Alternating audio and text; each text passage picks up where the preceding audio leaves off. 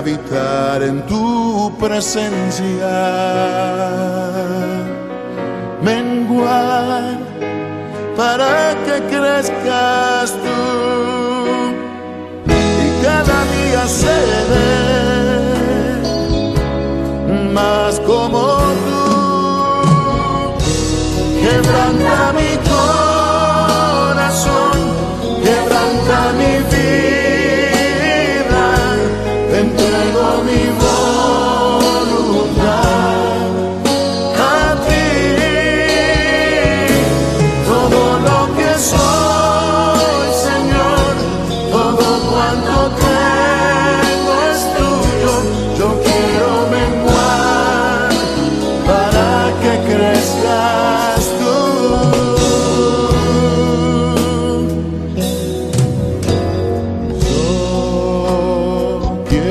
Más de ti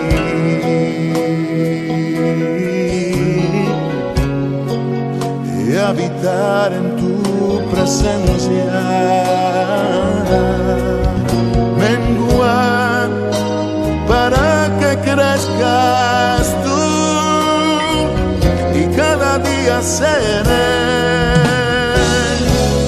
más como tú. Quebranta mi corazón, quebranta mi vida, te entrego mi voluntad a ti. Todo lo que soy, Señor, todo cuanto tengo es tuyo. Yo quiero menguar para que crezcas tú. Quebranta mi corazón, quebranta mi vida, transfórmame entrego mi voz a ti, Señor, a ti. solo a ti. Todo lo que soy, Señor, Todo cuanto tengo es tuyo. Yo quiero menguar para que crezcas tú. Yo quiero menguar para que crezcas tú. Yo quiero menguar para que crezcas tú, Jesús.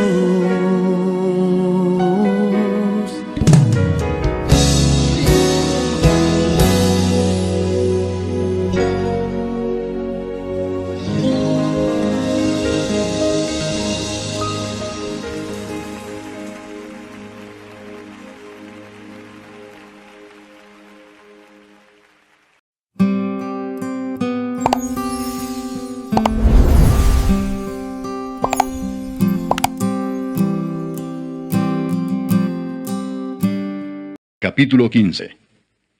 La blanda respuesta quita la ira, mas la palabra áspera hace subir el furor. La lengua de los sabios adornará la sabiduría, mas la boca de los necios hablará sandeces. Los ojos de Jehová están en todo lugar, mirando a los malos y a los buenos. La lengua apacible es árbol de vida, mas la perversidad de ella es quebrantamiento de espíritu. El necio menosprecia el consejo de su padre, mas el que guarda la corrección vendrá a ser prudente. En la casa del justo hay gran provisión, pero turbación en las ganancias del impío. La boca de los sabios esparce sabiduría, no así el corazón de los necios. El sacrificio de los impíos es abominación a Jehová, mas la oración de los rectos es su gozo. Abominación es a Jehová el camino del impío, mas él ama al que sigue justicia. La reconvención es molesta al que deja el camino, y el que aborrece la corrección morirá. El Seol y el Abadón están delante de Jehová, cuanto más los corazones de los hombres. El escarnecedor no ama al que le reprende, ni se junta con los sabios. El corazón alegre hermosea el rostro, mas por el dolor del corazón el espíritu se abate. El corazón entendido busca la sabiduría, mas la boca de los necios se alimenta de necedades. Todos los días del afligido son difíciles, mas el de corazón contento tiene un banquete continuo. Mejor es lo poco con el temor de Jehová que el gran tesoro donde hay turbación. Mejor es la comida de legumbres donde hay amor que de buey engordado donde hay odio. El hombre iracundo promueve contiendas, mas el que tarda en airarse apacigua la rencilla. El camino del perezoso es como seto de espinos, mas la vereda de los rectos como una calzada. El hijo sabio alegra al padre, mas el hombre necio menosprecia a su madre. La necedad es alegría al falto de entendimiento, mas el hombre entendido endereza sus pasos. Los pensamientos son frustrados donde no hay consejo, mas en la multitud de consejeros se afirman. El hombre se alegra con la respuesta de su boca, y la palabra a su tiempo cuán buena es. El camino de la vida es hacia arriba al entendido, para apartarse del Seol abajo. Jehová asolará la casa de los soberbios, pero afirmará la heredad de la viuda. Abominación son a Jehová los pensamientos del malo, mas las expresiones de los limpios son limpias. Alborota su casa el codicioso, mas el que aborrece el soborno vivirá. El corazón del justo piensa para responder, mas la boca de los impíos derrama malas cosas. Jehová está lejos de los impíos, pero él oye la oración de los justos. La luz de los ojos alegra el corazón, y la buena nueva conforta los huesos. El oído que escucha las amonestaciones de la vida, entre los sabios morará. El que tiene en poco la disciplina menosprecia su alma, mas el que escucha la corrección tiene entendimiento.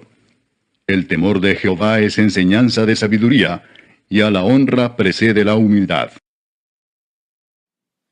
El corazón alegre hermosea el rostro, mas por el dolor del corazón el espíritu se abate.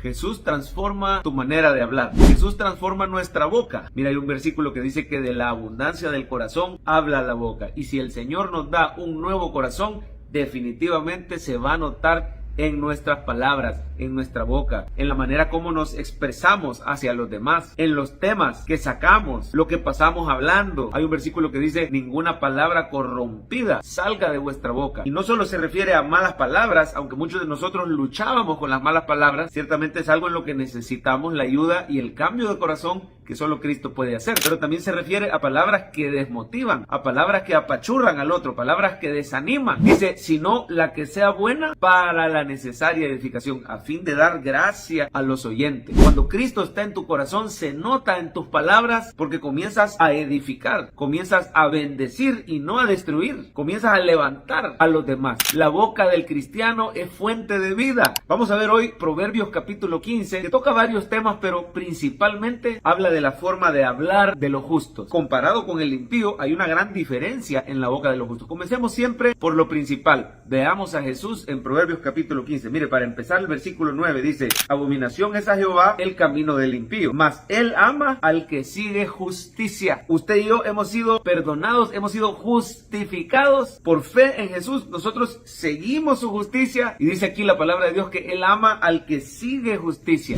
Si usted ha puesto su fe en Jesús, usted está siguiendo justicia, usted es amado por Dios. ¿A dónde más aparece Cristo? Aquí en Proverbios 15. Mire por favor el versículo 20, dice: el hijo sabio alegra al padre, mas el hombre necio menosprecia a su madre. Jesús es el Hijo sabio, el Hijo de Dios que alegró al Padre Celestial, que vino a cumplir esa misión de traer salvación, de traer justicia. Veamos uno más donde se ve claramente a Jesús. Mira el versículo 30, la luz de los ojos alegra el corazón y la buena nueva conforta los huesos. Jesús es la buena nueva, Él es el Evangelio, Él es la buena noticia. Él es la luz del mundo. Ahora, en Cristo Jesús, nuestra boca y nuestra lengua es transformada. Mire todos los versículos de Proverbios 15 que hablan acerca de esa boca de los sabios, o la boca, la lengua de los justos. Dice el 1, la blanda respuesta quita la ira, mas la palabra áspera hace subir el furor. El Señor nos imparte sabiduría para responder de una manera prudente, de una manera suave, de una manera que aplaque la ira. ¿Cuántos de nosotros antes de venir a Cristo éramos pleitistas, contestones, respondones? varones. No nos podíamos quedar callados ni en casa ni en el trabajo. Siempre queríamos tener nosotros la última palabra, pero el Señor nos regala esa blanda respuesta. Nos da esa palabra con gracia, sazonada con sal, para responder con sabiduría, con la sabiduría que solo Cristo puede dar. Mira el 2, la lengua de los sabios adornará la sabiduría, mas la boca de los necios hablará sandeces. Dice la Biblia que usted y yo tenemos la mente de Cristo, tenemos al Espíritu Santo, que nos va a permitir dar un consejo acertado. Van a ser quizá pocas palabras, pero directas de parte de Dios. Dios mismo comienza a hablar a través de la boca del cristiano para bendecir a los demás. Mire por favor el 4, la lengua apacible es árbol de vida, mas la perversidad de ella es quebrantamiento de espíritu. Dios va a empezar a usarte para dar buenos consejos, para repartir ánimo al que no tiene esperanza, para fortalecer la fe del que está decaído. Dios va a empezar a usarte para edificar y bendecir a otros, para recordarles a los demás las promesas de Dios, sobre todo para hablar esas buenas nuevas de Jesús. Mira el versículo 30, habla de esa luz del mundo, de esas buenas nuevas. Si usted ve en su Biblia, Proverbios capítulo 15, le recomiendo ver el versículo 23, también habla de esa palabra a tiempo. Dice, el hombre se alegra con la respuesta de su boca. La palabra a su tiempo,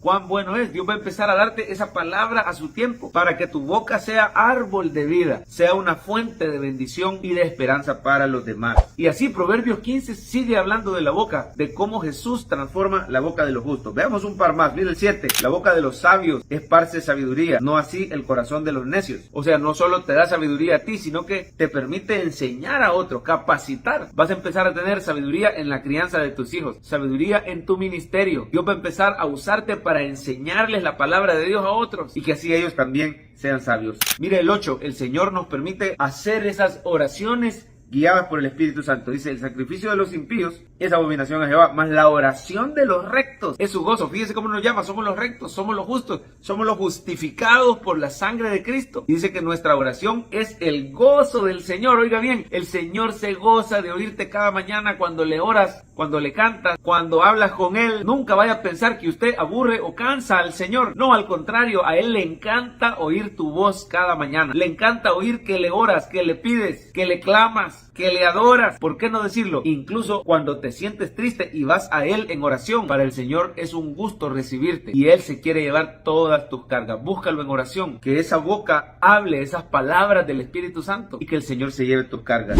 ¿Por qué es transformada nuestra boca? Porque Cristo transforma el corazón. Mire 3 versículos que hablan del corazón transformado. El 13 habla del corazón alegre, que hermosea el rostro. Se te va a notar en tu semblante el cambio interno que Dios ha hecho, se refleja externamente. El 14, el corazón entendido. Mire, habló del corazón alegre, hoy el corazón entendido busca la sabiduría, mas la boca de los necios se alimenta. Y el 15 habla del corazón contento. Así que son 3 cambios que Dios hace en el corazón alegre, corazón entendido. Y mire el 15, todos los días del afligido son difíciles, mas el de corazón contento tiene un banquete continuo. No quiere decir que no van a haber pruebas. El gozo del Señor es nuestra fuerza. Él ha hecho un cambio permanente interno en el corazón. Y el cristianismo no se trata de un ritualismo religioso externo, se trata de un cambio de corazón. El cristianismo no se trata de obra humana, se trata de una obra divina en el corazón del hombre. El mensaje de hoy es sencillo. El Señor usa la boca de los justos para edificar, para esparcir sabiduría. Él transforma nuestra forma de hablar. Mira el 26, con esto terminamos.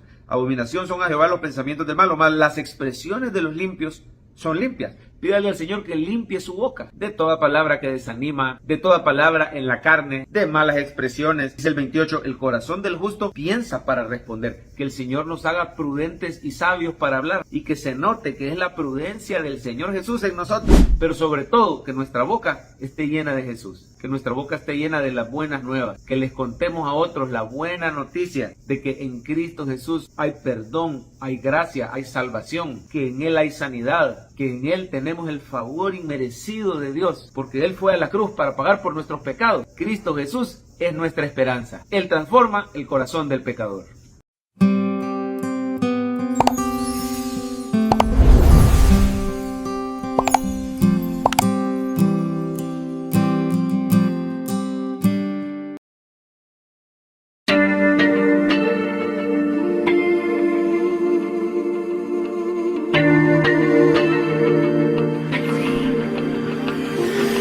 Yeah.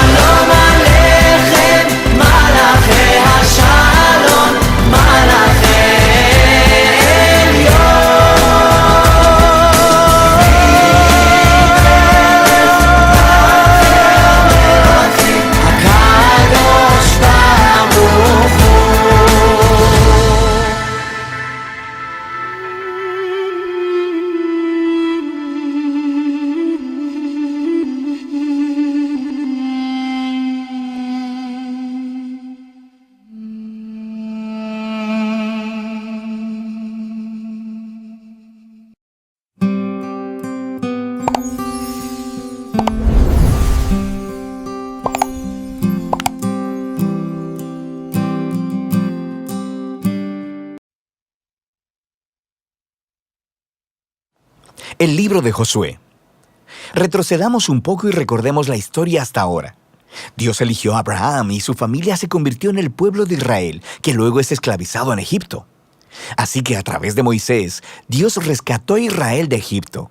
Él hizo un pacto con ellos en el monte Sinaí y los llevó a través del desierto.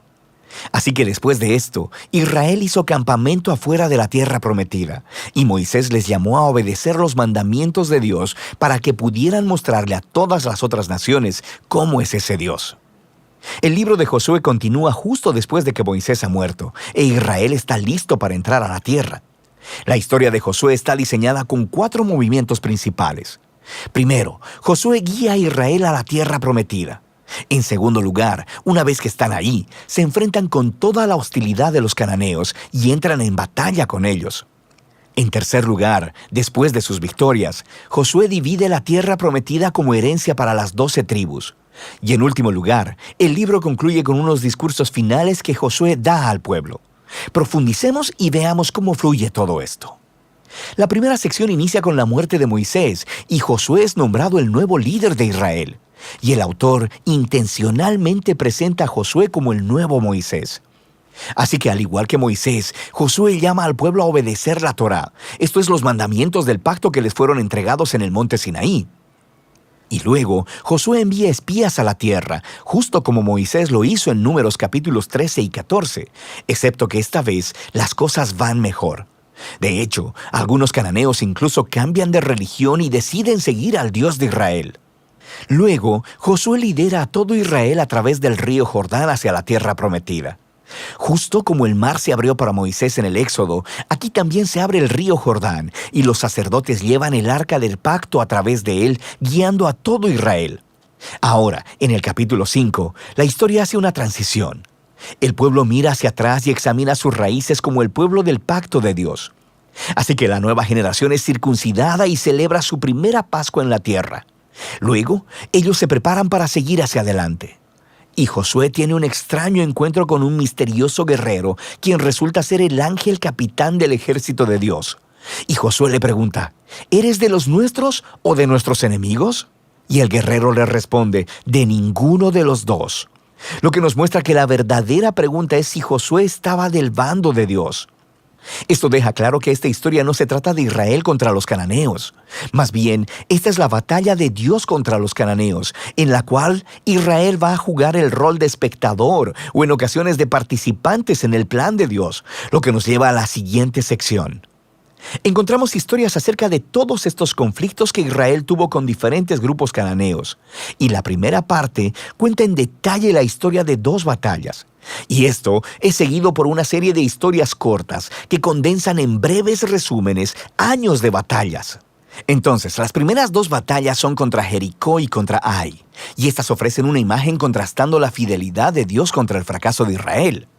En Jericó, Israel debe tener un enfoque completamente pasivo. Así que permiten que la presencia de Dios en el arca los dirija alrededor de la ciudad durante 6 días.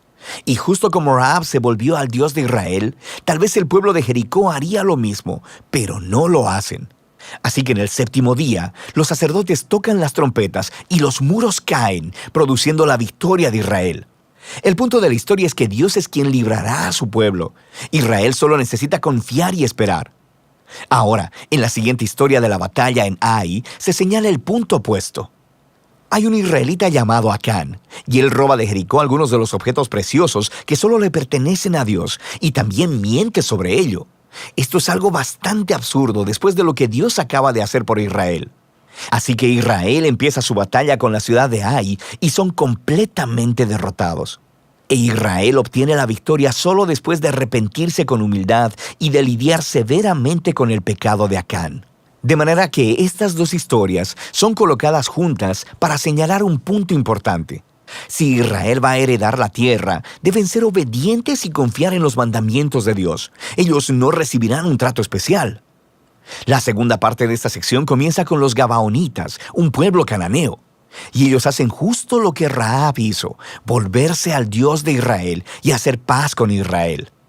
Esto contrasta con los otros reyes cananeos, quienes empiezan a hacer alianzas y coaliciones porque quieren destruir a Israel. Así que Israel lucha contra ellos y los vence aplastantemente.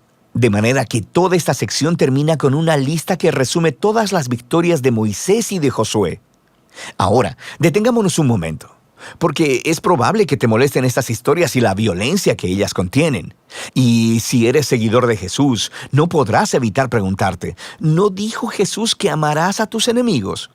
¿Por qué aquí Dios está declarando la guerra? Primero, ¿por qué los cananeos? Las razones principales se nos dan con anterioridad en la historia bíblica. Porque la cultura de los cananeos se había vuelto moralmente corrupta en extremo, especialmente con respecto al sexo.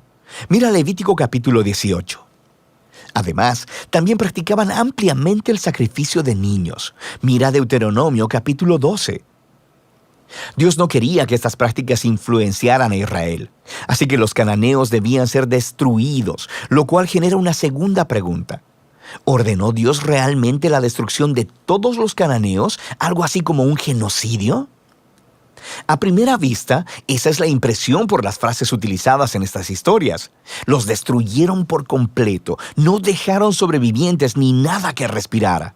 Pero si das un segundo vistazo más de cerca, te darás cuenta de que estas frases son claramente una hipérbole y no literales. Así que regresa a los mandamientos originales sobre los cananeos en Deuteronomio 7. Primero se le dice a Israel que expulsen a los cananeos y luego que los destruyan totalmente. Y estas instrucciones están seguidas de mandamientos sobre no casarse ni hacer negocios con ellos. No puedes casarte con alguien que has destruido, así que ya entiendes el punto. La misma idea aplica a las historias en Josué. Míralas de cerca. Por ejemplo, se nos dice en Josué capítulo 10 que Israel no dejó ningún sobreviviente en las ciudades de Hebrón o de Bir. Pero luego, en el capítulo 15, vemos que estas ciudades todavía están pobladas de cananeos. Así que lo que vemos es que la narrativa de Josué cuadra bien con otros registros antiguos de batallas al utilizar lenguaje hiperbólico y no literal como parte de su estilo narrativo. De manera que la palabra genocidio no encaja con lo que vemos aquí, especialmente a la luz de las historias de los cananeos que sí aceptaron al Dios de Israel, como Rahab o los Gabaonitas. Dios estaba abierto a aquellos que se volvieran a Él. Una última cosa que debemos considerar es que estas historias marcan un momento único en la historia de Israel. Estas batallas estaban limitadas a un puñado de pueblos viviendo en la tierra de Canaán. Con todas las demás naciones, Israel estaba llamado por Dios a buscar la paz. Mira Deuteronomio capítulo 20. Así que el propósito de estas historias de batalla nunca es decirle al lector que vaya a ejercer violencia en el nombre de Dios. Más bien, estas historias muestran a Dios llevando su justicia sobre la maldad humana en un momento especial de la historia y de cómo Él libró a Israel de ser aniquilado por los cananeos. Ahora, regresemos al diseño del libro. Después de años de batallas, vemos a un envejecido Josué y quien empieza a dividir la tierra entre las 12 tribus de Israel. Y la mayor parte de esta sección es una lista de fronteras. Y seamos honestos, es un poco aburrida. Es como leer un mapa que no tiene imágenes. Pero para los israelitas, estas listas eran muy importantes.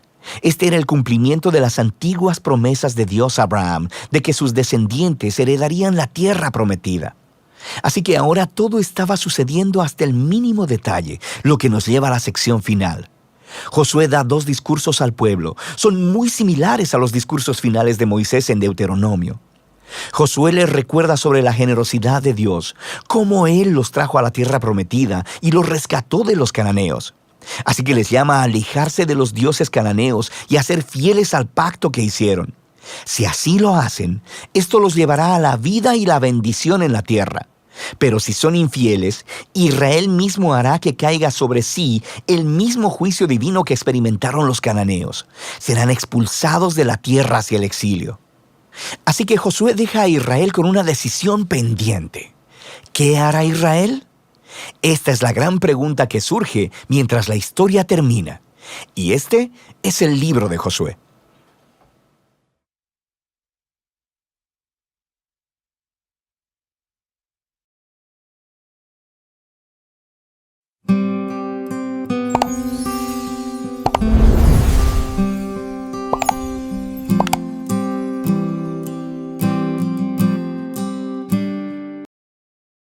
El libro de Josué, capítulo 9. Ahora bien, Todos los reyes que estaban al occidente del río Jordán se enteraron de lo que había sucedido. Eran los reyes de los hititas, amorreos, cananeos, fereceos, heveos y jebuseos, quienes vivían en la zona montañosa, en las colinas occidentales y a lo largo de la costa del mar Mediterráneo, hasta las montañas del Líbano, al norte. Esos reyes unieron sus tropas para pelear como un solo ejército contra Josué y los israelitas. Sin embargo, cuando los habitantes de Gabaón oyeron lo que Josué había hecho a Jericó y a la ciudad de Ai, recurrieron al engaño para salvarse la vida. Enviaron a unos representantes ante Josué y sobre sus asnos cargaron alforjas desgastadas y odres viejos y remendados. Se pusieron ropa harapienta y se calzaron sandalias gastadas y remendadas. Además, llevaban pan seco y mohoso. Cuando llegaron al campamento de Israel, en Gilgal, les dijeron a Josué y a los hombres de Israel: Venimos de una tierra lejana para pedirles que hagan un tratado de paz con nosotros. Entonces los israelitas les respondieron a esos heveos: ¿Cómo podemos saber que ustedes no viven cerca? Pues si viven cerca, no podemos hacer ningún tratado de paz con ustedes.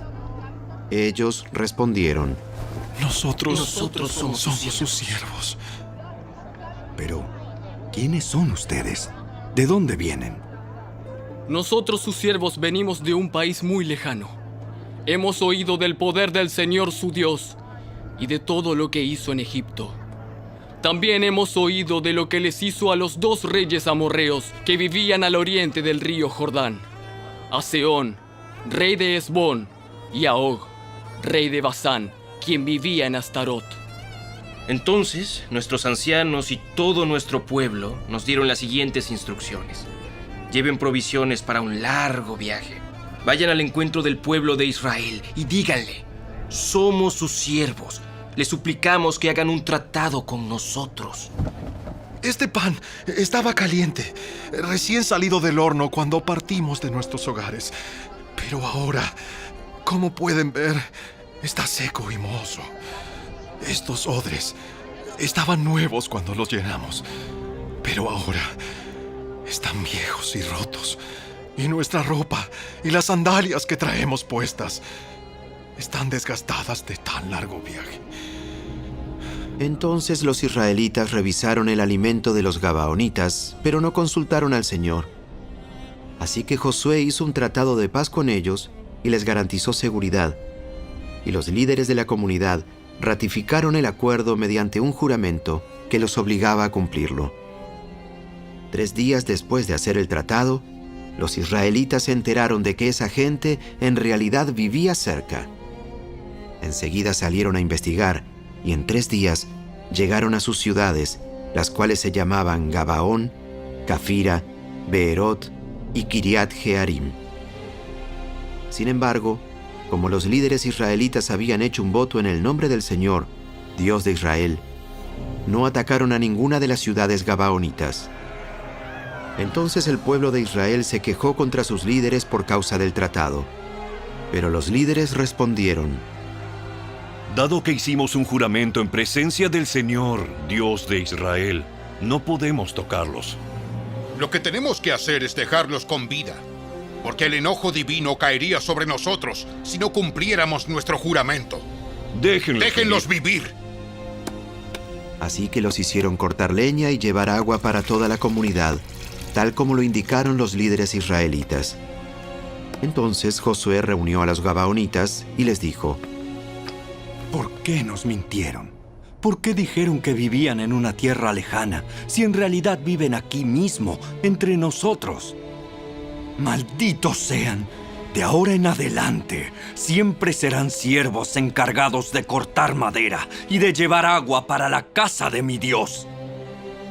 Ellos le respondieron: Lo hicimos porque a nosotros, sus siervos, se nos dijo con claridad que el Señor su Dios le ordenó a Moisés, siervo del Señor, que les entregara toda esta tierra y que destruyera a todos sus habitantes. Así que temimos profundamente por nuestra vida a causa de ustedes. Por eso hicimos lo que hicimos. Ahora estamos a merced de ustedes. Hagan con nosotros lo que mejor les parezca. Así que Josué no permitió que el pueblo de Israel matara a los gabaonitas. Pero desde ese día los hizo cortar la leña y llevar el agua para la comunidad de Israel y el altar del Señor, donde fuere que el Señor eligiera construirlo. Y a eso se dedican hasta el día de hoy.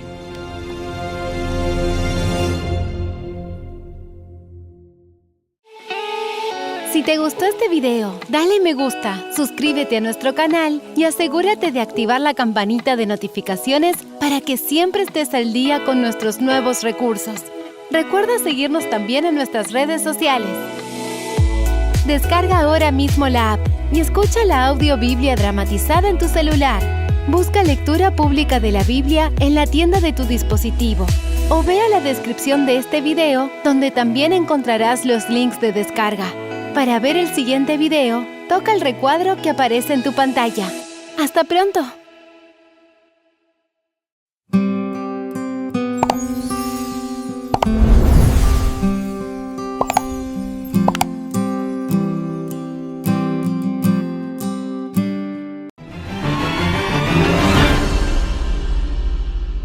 En el video anterior, analizando el capítulo 8 del libro de Josué, Dios ordenó un plan estratégico para conquistar la tierra de Jai, esa población que había matado a 36 israelitas a causa del pecado oculto de Acán.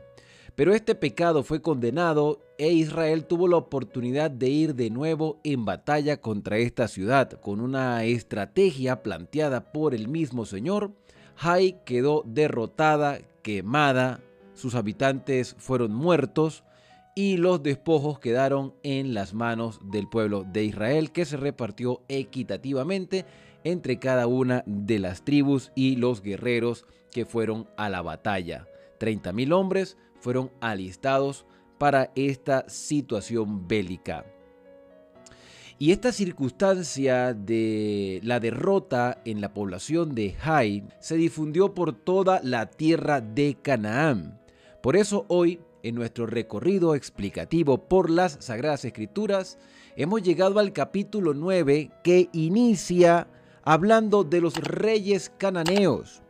Estos reyes cananeos que estaban de esta parte del Jordán, es decir, en la parte occidental, así en las montañas como en los llanos y toda la costa del gran mar frente al Líbano, y se describe a los hititas, amorreos, cananeos, fereceos, heveos y jebuseos. Todos ellos oyeron lo que Israel había hecho tanto a Jericó como a Jai, y ellos se juntaron a una de común acuerdo para pelear contra Josué e Israel. Había temor en los habitantes de Canaán. Sus reyes se pusieron de acuerdo para pelear contra Israel, unir fuerzas, hacer alianzas entre ellos. Dice el versículo número 3, pero los habitantes de Gabaón, al oír que Josué había hecho tales derrotas a Jericó y a Jai, usaron la astucia y se fingieron embajadores. Entonces los gabaonitas no participaron de la alianza de los reyes cananeos para enfrentar al pueblo de Israel. Esto indica que los gabaonitas, aunque también tenían temor, tenían respeto a el Dios Todopoderoso. Habían decidido acercarse con astucia, sí, con mentiras, con engaños al pueblo de Israel, con tal de no ser muertos, con tal de no ser derrotados. Por supuesto, al ser cananeos y al haber tenido una vida dedicada a la degradación constante, ellos utilizan la astucia, utilizan la mentira, porque todavía tenían muchas cosas que entender, conocer y cambiar. Y en lugar de utilizar la diplomacia, de hablar cortésmente, de andar con la verdad, ellos prefirieron utilizar una estrategia de engaño para intentar ganarse la compasión del pueblo de Israel. Entonces, versículo 4, utilizaron la astucia y se fingieron embajadores. Tomaron sacos viejos sobre sus asnos y cueros viejos de vino, rotos y remendados, sandalias viejas y recocidas en sus pies, vestidos viejos sobre sí, y todo el pan que traían para el camino seco y enmohecido. Así fueron a Josué al campamento de Gilgal y le dijeron a él y a los israelitas: nosotros venimos de tierras muy lejanas. No dicen qué tierra, sino tierras lejanas. Venimos de lejos. Hemos escuchado lo que Dios ha hecho por ustedes en el pasado. De hecho, ellos les expresan que desean hacer alianza, paz, tener amistad con el pueblo de Israel. No quieren batalla, no vienen en pelea, no vienen como guerreros, vienen como viajeros que han escuchado los testimonios que Dios ha hecho con el pueblo de Israel. Versículo número 7. Los israelitas respondieron a los heveos. Heveos, así se identifican a los gabaonitas, como los heveos. Tal vez habitáis en medio de nosotros. ¿Cómo podemos hacer alianza con vosotros? Recordemos que Dios había dado una orden de exterminar a los cananeos porque la gracia del Señor había sido ya consumada, pero tomemos en cuenta que en medio de la orden de exterminar a los cananeos también habían excepciones. Y estas excepciones se ven en el caso de Rahab. Rahab, quien vivió en Jericó, su muerte se había decretado porque vivía en Jericó, pero ella manifestó su fe ayudando a los mensajeros y los juramentó para salvarse junto con su familia. Y ella se salvó y manifestó fe y cambió y fue transformada por la obra del Espíritu Santo. Los gabaonitas, al igual que la población de Jericó, habían escuchado la voluntad de Dios, habían escuchado los requerimientos del Señor y las maravillas que había hecho con Israel. Y ellos no querían participar de la guerra contra Josué ni contra el pueblo de Dios. Pero como tenían miedo, utilizan la astucia, el engaño, la mentira, el fraude. Y quieren hacer alianza porque saben que el Dios de Israel es compasivo y misericordioso. Pero los israelitas tenían dudas, y como habían dudas, entonces los gabaonitas respondieron: somos vuestros siervos. Y Josué les preguntó: ¿quiénes sois y de dónde venís? Esta era la oportunidad para decir la verdad, pero no lo hicieron. Continuaron con la mentira y respondieron: tus siervos venimos de una tierra muy lejana, pero no se menciona el nombre de esa tierra lejana. Por la fama del Señor tu Dios, le dijeron a Josué, hemos oído tu fama y todo lo que hizo el Señor con ustedes en Egipto. Nótese que menciona la tierra de Egipto, un acontecimiento que había ocurrido ya hace 40 años en el pasado.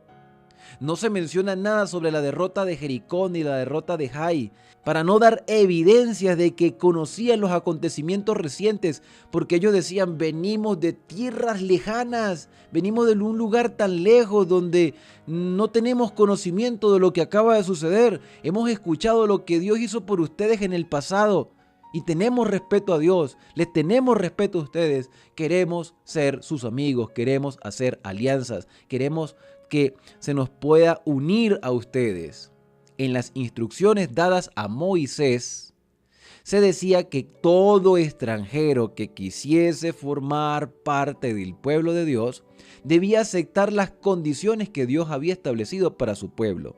Eso incluía la circuncisión, los ritos sagrados, el respeto a los mandamientos y la adoración exclusiva a el Dios eterno. No tenían que tener ningún tipo de adoración ante ninguna imagen.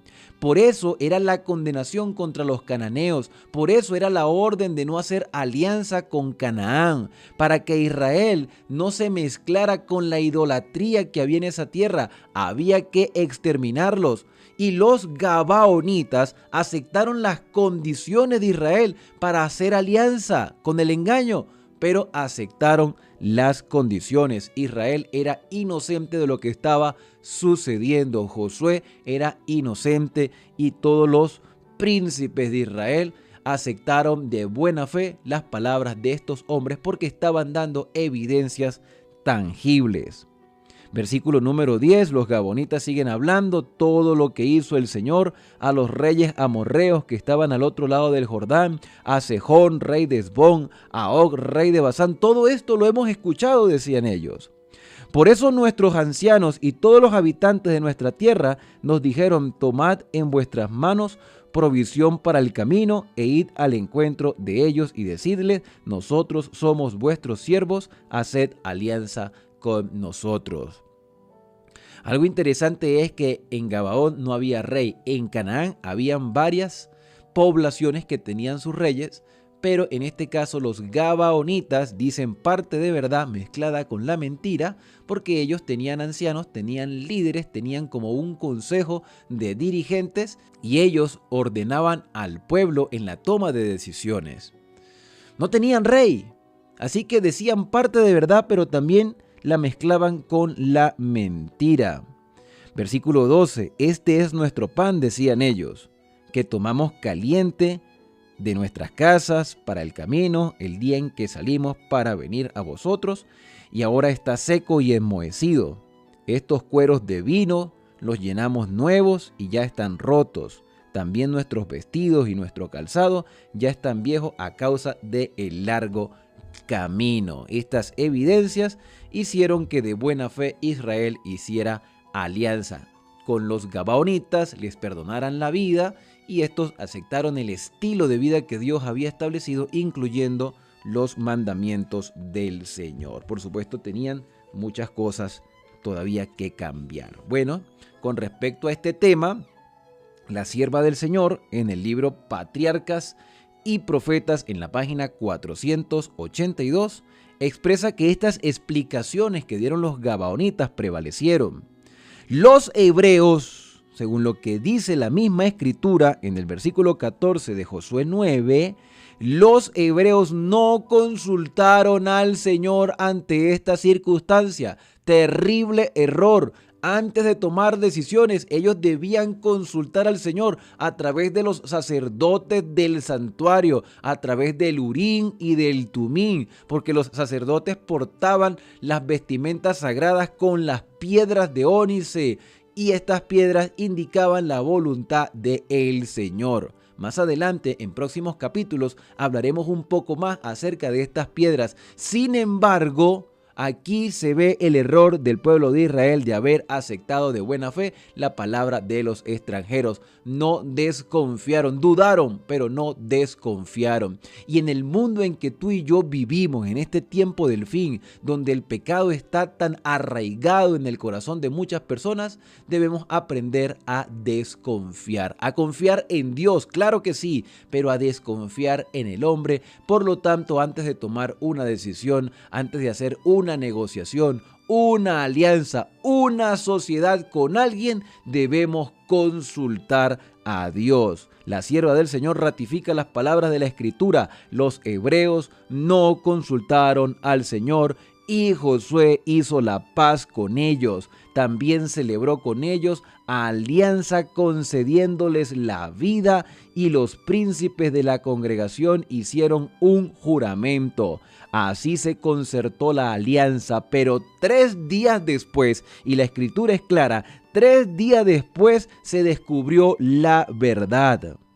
Supieron que eran sus vecinos y que habitaban en medio de ellos, porque Israel continuó en el proceso de conquista y llegaron hasta Gabaón. Y allí descubrieron por algún motivo, alguien se los dijo, reconocieron a los habitantes.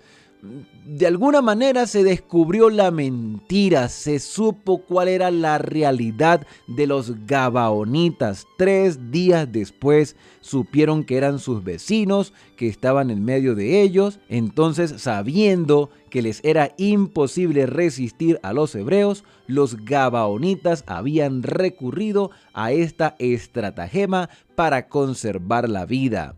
Fue grande la indignación de los israelitas cuando supieron que se los había engañado, y esta indignación aumentó cuando después de 3 días de viaje llegaron a las ciudades de los gabaonitas cerca del centro del país. Toda la congregación, dice la Escritura, empezó a murmurar contra los príncipes, pero estos rehusaron quebrantar la alianza que habían hecho, a pesar de que fue lograda por fraude, porque habían jurado por el Señor Dios de Israel, y los hijos de Israel no los mataron. Los gabaonitas se habían comprometido solemnemente a renunciar a la idolatría y aceptar el culto del Señor Todopoderoso, el culto de Jehová, y al perdonarles la vida no se violaba el mandamiento del Señor que ordenaba la destrucción de los cananeos idólatras. No se violaba por este juramento que hicieron los gabaonitas, donde ellos expresaron el deseo de cambiar. No se estaba violentando la orden del Señor, porque la posibilidad de que un extranjero formara parte del pueblo de Israel estaba latente. Allí estaba la posibilidad. De manera que por su juramento los hebreos no se habían comprometido a cometer pecado. O sea, los gabaonitas decidieron aceptar las normativas del pueblo de Israel y no al revés. No era que Israel iba a hacer alianza para inclinarse a otros dioses. Era que los gabaonitas estaban aceptando las condiciones del Señor. Y aunque el juramento se había obtenido por el engaño, no debía ser violado. La obligación incurrida al empeñar uno su palabra, con tal que no sea para cometer un acto malo o ilícito, debe tenerse por sagrada. Ninguna consideración de ganancia mundanal, venganza o interés personal puede afectar la inviolabilidad de un juramento o promesa. La Escritura enseña en Proverbios capítulo 12, versículo 22 y el Salmo 24:3 junto con el Salmo 15:4 que los labios mentirosos son abominación al Señor. Subirá al monte del Señor y estará en lugar de su santidad. El que aún jurando en perjuicio propio, no por eso cambia. A los gabaonitas se les permitió vivir, pero se les destinó a prestar servicios en el santuario. Cuando Josué los interroga, ellos responden. Versículo 24 de Josué 9. Fue dada a entender a tus siervos que el Señor tu Dios había mandado a Moisés su siervo, que os había de dar todo este país y que habían de destruir a todos sus habitantes. Por eso temimos en gran manera por nuestra vida e hicimos esto. Ellos querían salvarse, no querían morir. Y estaban dispuestos a doblegar su orgullo, a abandonar a sus ídolos, a tener un estilo de vida diferente, a ser siervos de los israelitas con tal de vivir. Y Dios aceptó, a pesar de esta circunstancia, los aceptó en su pueblo porque ellos querían cambiar, quizás por el miedo, pero querían vivir, querían salvarse, así como hoy muchas personas quieren salvarse y buscan al Señor, pero todavía no conocen toda su voluntad. Pero si están dispuestos a vivir de acuerdo a lo que Dios ha establecido, entonces el Señor les mostrará el camino por donde deben ir. Dice entonces la Escritura que aquel día Josué los destinó a ser leñadores y aguadores para la congregación y para el altar. Josué 9, versículo 27. Los gabaonitas aceptaron agradecidos esta imposición y sabiendo que eran culpables, se conformaron con comprar su vida bajo cualquier condición. Ahora pues estamos en tus manos, dijeron a Josué, lo que te parezca bueno y recto hacer de nosotros, hazlo. Durante muchos siglos sus descendientes estuvieron vinculados al servicio del santuario. Allí entenderían la voluntad de Dios. El territorio de los gabaonitas comprendía 4 ciudades. El pueblo no estaba bajo la soberanía de un rey, sino que lo gobernaban ancianos o senadores. Gabaón, la más importante de sus ciudades, era tan grande como una de las ciudades reales, y todos sus hombres eran valientes. El hecho de que el pueblo de esa ciudad recurriera a una argucia tan humillante para salvar su vida demuestra cuánto terror inspiraban los israelitas a los habitantes de Canaán. Pero les hubiera salido mejor a los gabaonitas si hubieran tratado honradamente con Israel. Aunque su sumisión al Señor les permitió conservar la vida, su engaño solo les reportó deshonra y servidumbre. Dios había estatuido que todos los que renunciaran al paganismo y se unieran con los israelitas debían de participar de las bendiciones del pacto. Quedaban incluidos en la expresión el extranjero que habite con vosotros, y con pocas excepciones, esta clase había de gozar de iguales favores y privilegios que Israel. El mandamiento de Dios a Moisés fue el siguiente. Levítico 19, 33 y 34. Como a uno de vosotros trataréis al extranjero que habite entre vosotros, y lo amarás como a ti mismo. Levítico 19, 33 y 34. Con respecto a la Pascua y al ofrecimiento de sacrificios, se había ordenado, Números 15:15, un mismo estatuto tendréis en la congregación para vosotros y para el extranjero que con vosotros vive. Igual que vosotros, así será el extranjero delante del Señor. Estas eran las condiciones en las cuales los gabaonitas podían haber sido recibidos de no haber mediado por medio del engaño al cual habían recurrido.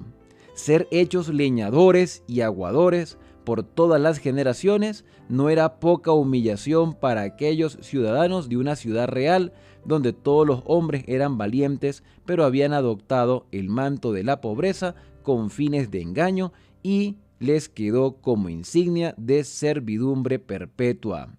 A través de todas las generaciones, esta servidumbre iba a atestiguar el aborrecimiento en que Dios tiene hacia la mentira. Dios aborrece la mentira, el engaño, la astucia para defraudar a otras personas. ¿Tenían ellos buenas intenciones?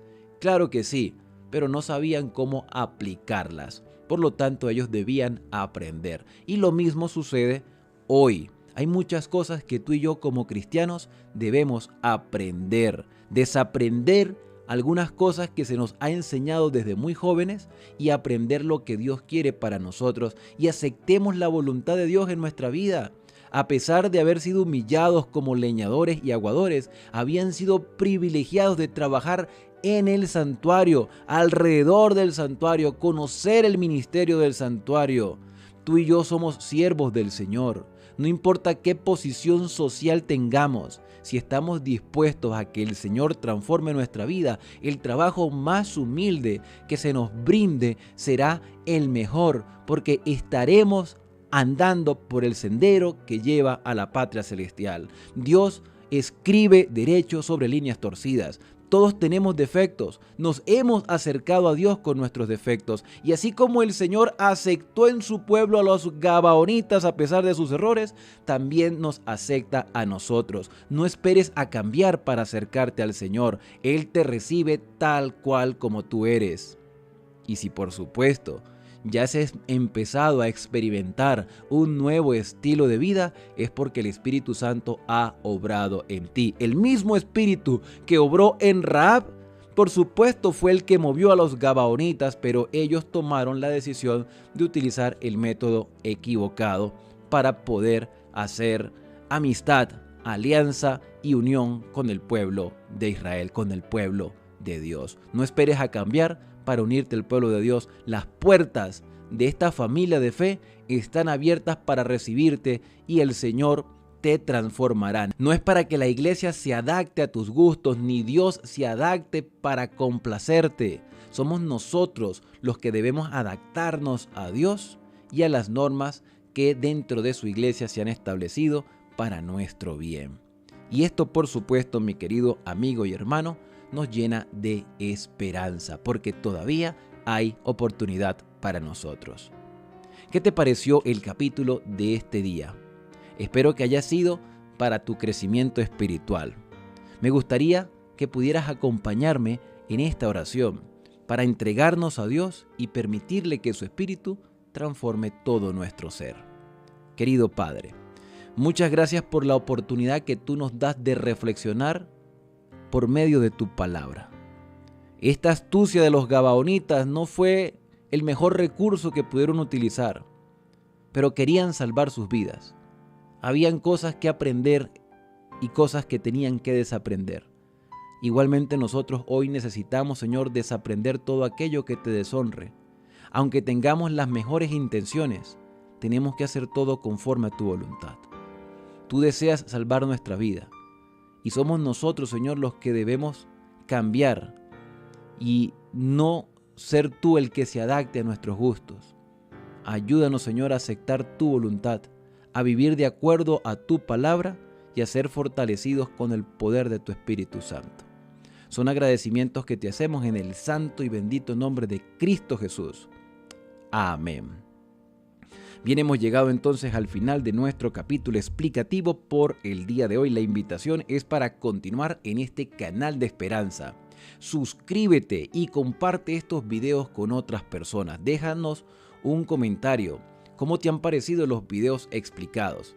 Pronto iniciaremos la lectura y la explicación del libro del Espíritu de Profecía, El conflicto de los siglos. Espero que no te lo vayas a perder. Yo soy Alexander Suárez y ahora al despedirnos decimos a cada uno: Dios te bendiga y te guarde.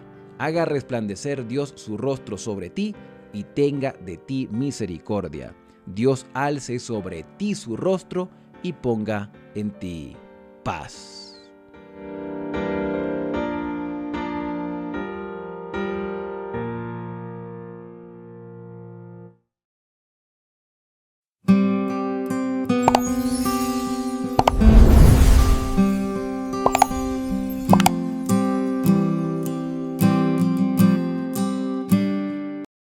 Capítulo 9. Cuando oyeron estas cosas todos los reyes que estaban a este lado del Jordán, así en las montañas como en los llanos, y en toda la costa del mar grande delante del Líbano, los heteos, amorreos, cananeos, fereceos, heveos y jebuseos, se concertaron para pelear contra Josué e Israel. Mas los moradores de Gabaón, cuando oyeron lo que Josué había hecho a Jericó y a Ai, usaron de astucia, pues fueron y se fingieron embajadores y tomaron sacos viejos sobre sus asnos, y cueros viejos de vino, rotos y remendados, y zapatos viejos y recocidos en sus pies, con vestidos viejos sobre sí, y todo el pan que traían para el camino era seco y mohoso. Y vinieron a Josué al campamento en Gilgal, y le dijeron a él y a los de Israel: nosotros venimos de tierra muy lejana, haced pues ahora alianza con nosotros. Y los de Israel respondieron a los heteos: quizás habitáis en medio de nosotros, ¿cómo pues podemos hacer alianza con vosotros? Ellos respondieron a Josué: nosotros somos tus siervos. Y Josué les dijo: ¿quiénes sois vosotros y de dónde venís? Y ellos respondieron: tus siervos han venido de tierra muy lejana, por causa del nombre de Jehová tu Dios, porque hemos oído su fama y todo lo que hizo en Egipto, y todo lo que hizo a los dos reyes de los amorreos que estaban al otro lado del Jordán, a Sehón, rey de Hesbón, y a Og, rey de Basán, que estaba en Astarot. Por lo cual nuestros ancianos y todos los moradores de nuestra tierra nos dijeron: tomad en vuestras manos provisión para el camino, e id al encuentro de ellos y decidles: nosotros somos vuestros siervos, haced ahora alianza con nosotros. Este nuestro pan lo tomamos caliente de nuestras casas para el camino el día que salimos para venir a vosotros, y helo aquí ahora ya seco y mohoso. Estos cueros de vino también los llenamos nuevos, helos aquí ya rotos. También estos nuestros vestidos y nuestros zapatos están ya viejos a causa de lo muy largo del camino. Y los hombres de Israel tomaron de las provisiones de ellos y no consultaron a Jehová. Y Josué hizo paz con ellos, y celebró con ellos alianza concediéndoles la vida. Y también lo juraron los príncipes de la congregación. Pasados 3 días después que hicieron alianza con ellos, oyeron que eran sus vecinos y que habitaban en medio de ellos. Y salieron los hijos de Israel, y al tercer día llegaron a las ciudades de ellos. Y sus ciudades eran Gabaón, Cafira, Beerot y Kiriat Jearim. Y no los mataron los hijos de Israel, por cuanto los príncipes de la congregación les habían jurado por Jehová, el Dios de Israel. Y toda la congregación murmuraba contra los príncipes. Mas todos los príncipes respondieron a toda la congregación: nosotros les hemos jurado por Jehová, Dios de Israel. Por tanto, ahora no les podemos tocar. Esto haremos con ellos. Les dejaremos vivir para que no venga ira sobre nosotros por causa del juramento que les hemos hecho. Dijeron pues de ellos los príncipes: dejadlos vivir. Y fueron constituidos leñadores y aguadores para toda la congregación, concediéndoles la vida, según les habían prometido los príncipes. Y llamándolos Josué les habló diciendo: ¿por qué nos habéis engañado diciendo: habitamos muy lejos de vosotros, siendo así que moráis en medio de nosotros? Ahora pues malditos sois, y no dejará de haber de entre vosotros siervos, y quien corte la leña y saque el agua para la casa de mi Dios. Y ellos respondieron a Josué y dijeron: como fue dado a entender a tus siervos que Jehová tu Dios había mandado a Moisés su siervo, que os había de dar toda la tierra, y que había de destruir a todos los moradores de la tierra delante de vosotros, por esto temimos en gran manera por nuestras vidas a causa de vosotros, e hicimos esto. Ahora pues, henos aquí en tu mano. Lo que te pareciere bueno y recto hacer de nosotros, hazlo. Y él lo hizo así con ellos, pues los libró de la mano de los hijos de Israel, y no los mataron. Y Josué los destinó aquel día a ser leñadores y aguadores para la congregación, y para el altar de Jehová, en el lugar que Jehová eligiese, lo que son hasta hoy.